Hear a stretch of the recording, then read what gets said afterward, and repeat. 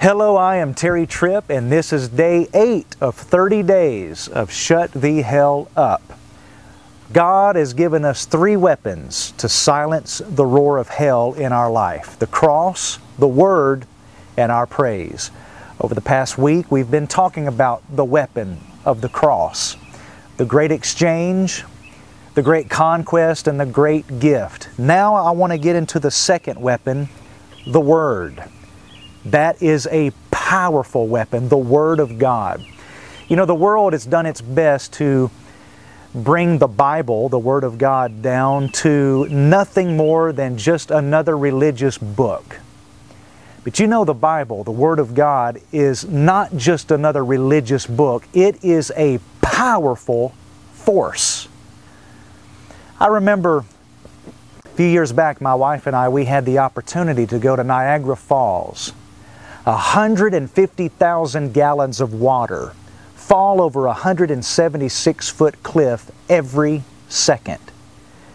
And as you can imagine, standing there under that mammoth sight, we were about 50, 60 yards away from it on this deck area that's solid rock. It generated such a force that it made the rock shake underneath our feet. 150,000 gallons of water every second generated a wind that made our clothes move. It messed our hair up.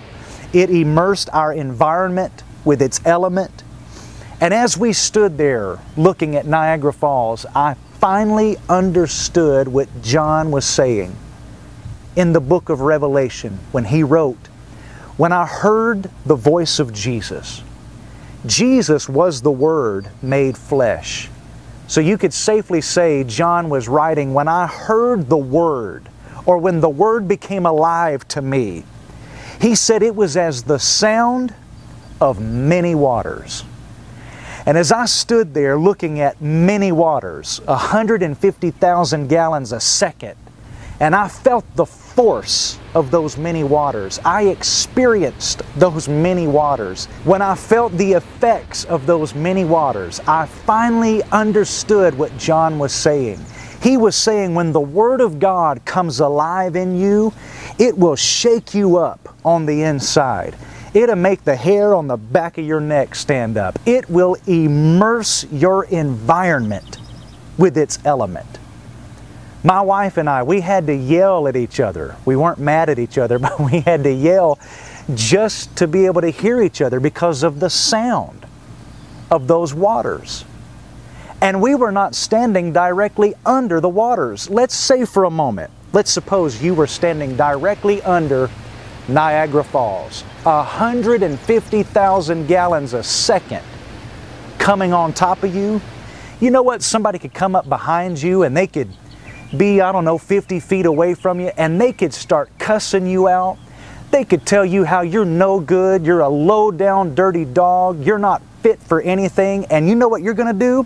You're going to stand there and say, "Isn't this awesome?" You know why? Because you can't hear them. When the Word of God becomes alive in you, the enemy can roar in your thinking. You'll never be used of God.